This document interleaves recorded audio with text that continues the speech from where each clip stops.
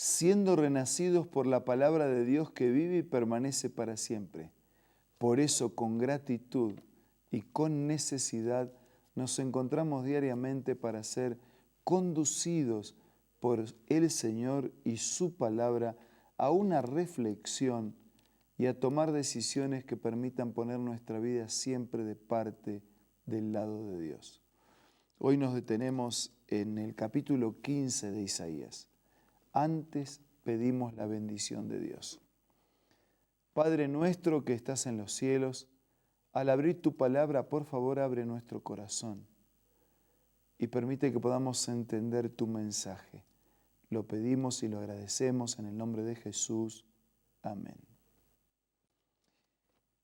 El capítulo 15 de Isaías es un capítulo que anuncia a través de la profecía la manera en que Moab, que eran pueblos que estaban al este del pueblo de Israel, habrían de ser alcanzados por la mano justa del Señor. En realidad hay dos características distintivas en el comportamiento de los moabitas que era coincidente con el comportamiento de otros pueblos vecinos. Por un lado, la soberbia extremadamente desmedida y por el otro lado, el enriquecimiento ilícito a través de los saqueos. Por eso dice esta profecía contra Moab, la ciudad moabita que está arruinada, que será destruida en una noche, la ciudad que a los que acudían los de Dibón al templo, a sus altares paganos para llorar. Moab está gimiendo por Nebo y por Medeba. Es decir, era una ciudad, era un pueblo que habían construido altares a otros dioses que no eran el verdadero Dios. Eran pueblos que centraban sus rituales religiosos en la idolatría, es decir, en la adoración de ídolos. Ídolos los ídolos son dioses que construimos con nuestras manos o con nuestra imaginación. Dice el versículo 3 que todos deshechos en llanto van por las calles, vestidos de luto, gimen en los techos y en las plazas. Llegaría la hora de su juicio, llegaría la hora de la recompensa, llegaría la hora de la cosecha de acuerdo a lo que habían sembrado. Y esa cosecha sería llanto, dolor y tristeza. Dice el versículo 5, mi corazón grita por Moab, sus fugitivos huyen hasta Zoar, hasta Eglat Celisilla, suben llorando por la cuesta de Lujit. Está nombrándonos la geografía de aquel entonces y de qué manera se dispersaban. Y ante el desastre gritan desesperados por el camino de Joronayín. Se han secado las aguas de Nimrín, se han marchitado la hierba, ya no hay vegetación, ya no hay nada verde. Se llevaron más allá del arroyo de los sauces las muchas riquezas que amasaron. Se quedaron sin agua, sin verde, sin tierra, sin vegetación. Se quedaron sin la bendición de Dios. Y sin la bendición de Dios no nos queda otro destino que la destrucción. Versículo 8 dice, su grito desesperado va recorriendo la frontera, llega su gemido lejos. Llenas están de sangre las aguas de Dimón, y aún más plagas le añadiré. Enviaré un león contra los moabitas fugitivos y contra los que permanezcan en la tierra. ¿Cuáles eran los males de esta gente? La soberbia desmedida, el enriquecimiento ilícito por saqueos, por robos, la idolatría, una vida construida sin Dios, una vida de espaldas a Dios. Y un Dios que protege a los suyos y que interviene y que profetiza que ese mal terminará, porque no hay destino de felicidad, de bendición, en caminos de la idolatría, de la rebelión, de la rebeldía, de la violencia, de la deshonestidad, de los robos. No hay camino. Aunque parezcan derechos, esos caminos humanos terminan en la destrucción y en la muerte. Hay caminos que al hombre le parecen derechos, pero son caminos de muerte. Y la profecía lo anticipaba con toda claridad, pero no solo para los moabitas, no solo para los pueblos que en aquellos años pasados de la historia antigua eran vecinos de Israel, tan cerca de Israel, tan cerca de un pueblo que creía, que confesaba que era bendecido por Dios, tan cerca de aceptar su Dios como otros vecinos lo habrían hecho, tan cerca y tan lejos.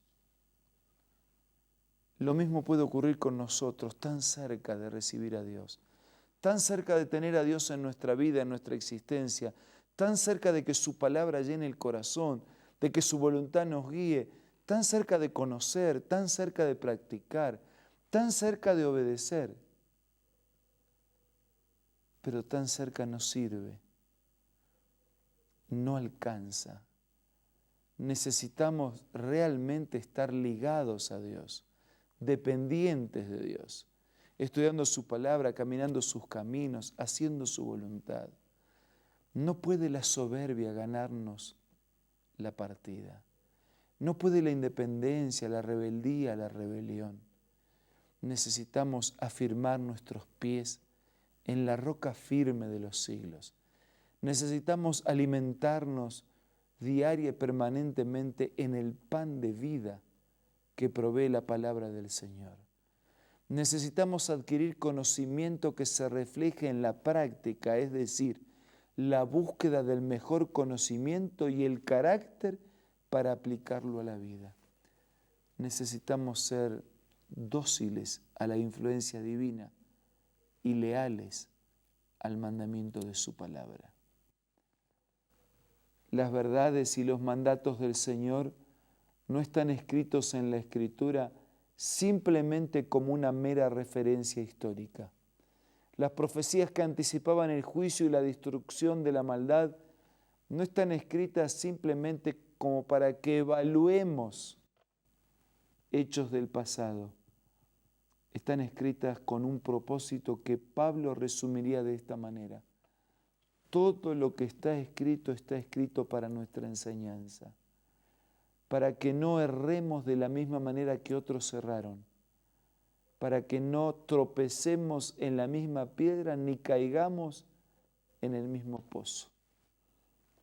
Esto está escrito para amonestarnos, para llamarnos la atención, para invitarnos a vivir una vida íntimamente ligada a Dios y a su palabra. Y estos encuentros diarios en la televisión, en la radio, en internet o en la manera que usted los reciba, no están hechos por casualidad. Seguramente Dios tiene un plan para nosotros y lo tiene también para usted. Seguramente usted está escuchando esto no por casualidad, porque lo necesitaba. Un Dios que tiene que ser algo más que un diccionario en su vida, para consultarlo cuando una palabra no sabemos escribir. Un Dios que tiene que ser una realidad personal todos los días.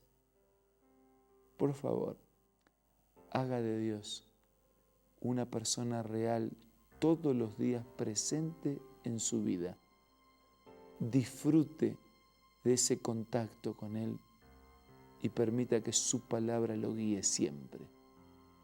Ahora vamos a pedirle a Dios que nos bendiga a través de la oración.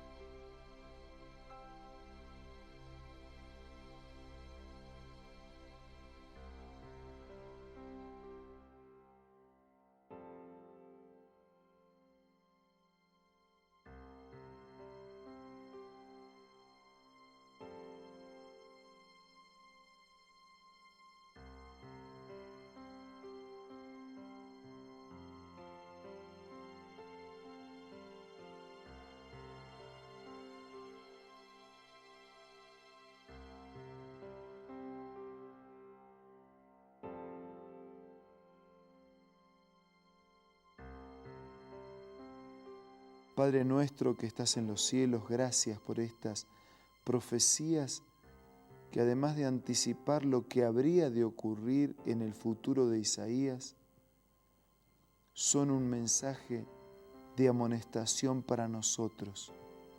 Queremos recibirlo y de verdad hacer tu voluntad. Guíanos, condúcenos y ayúdanos para que Dios sea siempre presente en nuestra vida todos los días. Bendice a todos nuestros amigos y condúcenos de tu mano. Te lo pido y te lo agradezco en el nombre de Jesús. Amén.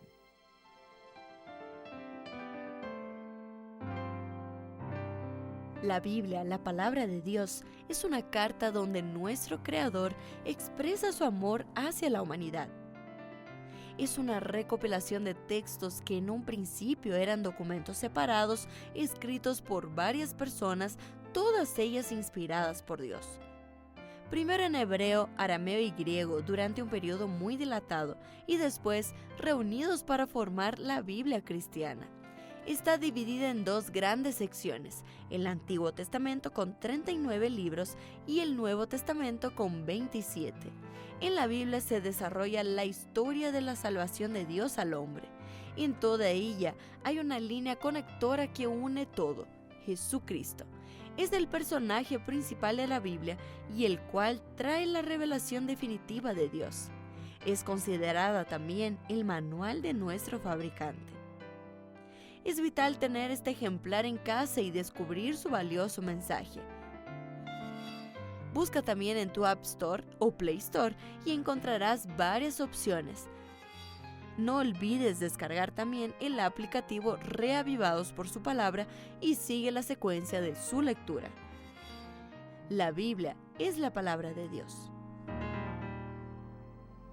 Nos reencontramos mañana para seguir siendo reavivados por la palabra de Dios.